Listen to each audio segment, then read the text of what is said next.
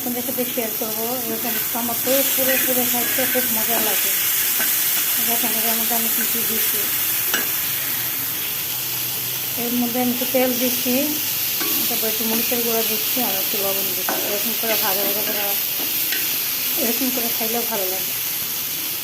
আর আজকে ভাত খাবো ডিম ভাজা দিয়ে ভাত, আর সাথে আছে শুকনো মরিচ।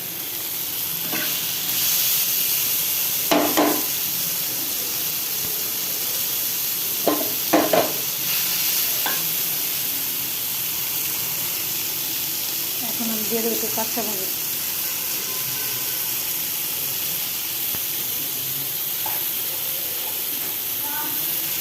একটু পেঁয়াজ দিয়ে দেবো।